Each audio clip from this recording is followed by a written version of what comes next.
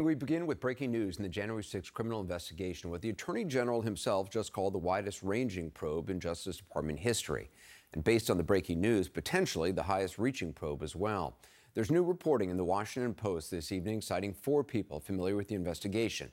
The headline, Justice Department investigating Trump's actions in January 6th criminal probe.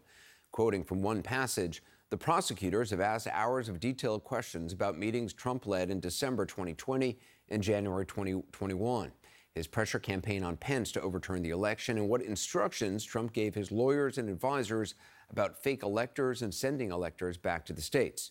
Again, this story breaks on the same day the Attorney General speaks out, and as the former president returned to Washington for the first time since leaving office. Some of what he said shortly. First, what Merrick Garland told NBC News' Lester Holt when asked whether indicting a former president and possible presidential candidate again might tear the country apart. We pursue justice without fear or favor. We intend to hold anyone who was criminally responsible for the events surrounding January 6th, for any attempt to interfere with the lawful transfer of power from one administration to another, accountable. That's what we do. We don't pay any attention to other issues with respect to that. So if Donald Trump were to become a candidate for president again, that would not change your schedule or how you move forward or don't move forward? Say again that we will hold accountable anyone who was criminally responsible for attempting to interfere with the legitimate, lawful transfer of power from one administration to the next.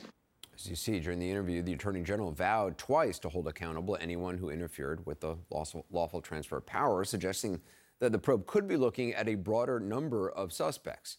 Joining us now is Josh Dawsey, who shares a byline on the Washington Post story. So CNN had some similar reporting earlier today, Josh, but your article goes a level deeper, narrowing in on the former president's actions with details about specific questions being asked by grand jury investigators, as well as phone records being seized. What more can you tell us? So 2 of the main things that we know, Anderson, is that in the grand jury that's going on here in Washington, federal prosecutors have been presenting information and evidence about what former President Trump was doing in the weeks leading up to January 6th, who he was meeting with, what lawyers he had around him, what he was saying to Vice President Pence, what he was saying to Vice President Pence's aides. And they've been questioning witnesses in detail about Trump's activities, which show us that they are looking at the former president and his behavior, his conduct. I mean, we don't know how that will end, but they certainly are deeply interested in what he was doing. We also knew that a few months ago, they subpoenaed phone records for a number of top Trump aides, including his former chief of staff, Mark Meadows, in another part of this investigation. So what we've really seen happening here, Anderson, is that you have prosecutors who at first were looking more at rioters in the Capitol, were looking at, some of these militant groups, some of these fringe groups, some of these outside folks, and they're really homing in now more on what the former president and his lawyers did in the days leading up to January 6th. Your reporting talks about 2 specific tracks the investigation is looking into. So they're really trying to figure out on the fake elector scheme and whether the former president instructed his lawyers to kind of carry out that scheme, what his role was in that, and then obviously obstructing, a government proceeding at the Capitol on January 6th. But what they're trying to figure out in a lot of these elements, Anderson, is just what exactly was the former president's role? Did you have these lawyers like John Eastman and Rudy Giuliani and these other outside advisors doing some of this on their own volition, or was the former president intimately involved? And in those days leading up to January 6th, the former president was orchestrating all sorts of pressure on Vice President Mike Pence, obviously, to overturn the election. And in recent days, the grand jury has focused on those pressure campaigns, asking this. They brought in 2 of former Vice President Pence's top aides, his chief of staff and his chief lawyer, and spent multiple hours with them both trying to understand all the aspects of that pressure campaign. And in terms of timeline, do you know how fast this investigation is moving? Is it possible the former president could be subpoenaed himself? Would that actually take place? Well, it's certainly possible that they could subpoena folks in the former president's orbit. They could try to get records from him. They could try to get phones from him. Obviously, there could be some challenges there. We don't know how fast this is moving. By some accounts, it has appeared publicly that DOJ has been behind the January 6th committee on parts of this, at least. There were multiple reports that they were surprised at some of Cassidy Hutchinson's testimony, for example, and they focused more on some of the outside, the rioters and more militant figures. But it seems like, just from what we know publicly in our sourcing, that now that they've gotten a little bit more evidence, they're coming in closer to the former president in this circle. Josh Dossier, appreciate it. Thanks so much. Joining us now, CNN legal analyst and former federal prosecutor Jennifer Rogers, also CNN anchor Chris Wallace. Jennifer, first of all, the idea, you and I were talking about this before, it's unlikely they would subpoena the former president if he is a target. For testimony, that's right. I mean, they could try to get documents or devices, as Josh just said, but they won't subpoena him for testimony because he is a target for two reasons. One, you just don't subpoena a target, but two, he's just going to plead the fifth, right? Because he knows that he's their target, and so then you just have this dance where they would have to give him immunity in order to force him to testify, and obviously they're not going to do that. So what do you make of the Washington Post reporting tonight about where the Department of Justice is so far? Well, I think it's really notable that they have shifted their attention to this Pence pressure campaign, because that's one area where we know the president was directly involved. He was really the prime mover in trying to force Pence to do this for him. And so that means that they're focusing in on Trump and his conduct, as opposed to some of the people around him who are the ones operationally who are actually running the fake elector scheme, for example. And Chris, I mean, to Jennifer's point, the prosecutors in this case focusing on the former president's pressure campaign. Garland sort of made a nod to that as well today.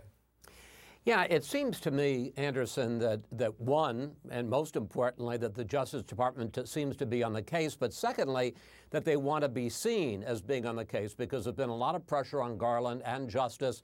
They seem to be lagging behind the January 6th committee. They seem to be lagging behind that DA in Atlanta who's pursuing her own case about Georgia and interference with the election there. So, I mean, you had a couple of things. On Monday, we found out that they had a grand jury, had heard testimony from two top aides to Mike Pence, Mark Short, his chief of staff, and Greg Jacob, his counsel. You had the Attorney General agreeing to do the interview today, and twice in the interview he said, we're moving urgently. And one other thing I noted in Josh Dossier's story in the Washington Post that is breaking tonight, that it specifically says that they seized the records of Mark Meadows, phone records of Meadows and other people, and specifically said they did it in April, months before the January 6th committee. So clearly somebody at Justice, from Merrick Garland on down, is trying to say, we are hot on this case, don't think that we're lagging behind. And Jennifer, on the other track, the phony electors, obviously the question of how involved was the former president in that? Was it his attorney Eastman and Rudy Giuliani going off and doing this, largely on their own? How much are they able to get the records of Giuliani, records of Eastman? So it's really hard to know from just phone records who's talking to whom for how much time, what was said. I mean, in order to get to how much the former president knew about that scheme and how much he was directing it as opposed to just being updated on it, they're really going to have to get someone who was dealing directly with him to testify. So that probably means giving one of these people immunity ultimately so that they can talk about the conversations where Trump was being updated, or maybe he was actually running the show. We don't know. We know he knew about the scheme, but we don't know how involved he was. Things like attorney-client privilege, I mean, how does that play in with the Department of Justice with somebody like Eastman? So to the extent that they're seizing documents that might have communications with Trump, to the extent that they're going to seek testimony that involves communications, they're going to have to sort through that. I mean, there's a crime fraud exception. So if the communication is for the purpose of furthering a crime or a fraud, which DOJ would argue it was, then they can see that material. But all of that takes time and takes a judge to rule on whether it was or it wasn't. So you have to get through all those privilege issues. Chris, I want to play more of what the Attorney General said tonight when he was asked about the criticism that the DOJ isn't moving quickly enough. The reason there is this speculation and uncertainty is that a fundamental tenet of what we do as prosecutors and investigators is to do it outside of the public eye. We do that for two important reasons. One is to protect the civil liberties of people and events that we're investigating, and the second is to ensure the success and the integrity of our investigation. It's interesting, Chris, what the Attorney General not only is trying to convey to the general public, but maybe to the January 6th committee specifically. Yeah, clearly he is feeling some heat, and they're trying to say, I mean, he says we're doing it outside of the eye of the public, but there have been a lot of leaks of information, just what we've heard about who was testifying before the grand jury, like Mark Short, the story in the Washington Post tonight. They're trying to, on the one hand, they're saying we're doing this outside the public, but on the other hand, we're also going to give some information to the public to try to get the heat off us. He was also asked, Merrick Garland, by Lester Holt of that NBC interview about the fact that, how much are you getting information from the January 6th committee? And he said, look, they're doing the biggest investigation in one of the biggest in House history. We're doing the biggest investigation in Justice Department history, and we may have some information they don't have, and they may have some information we don't have, and we're hoping to hoover all of that up.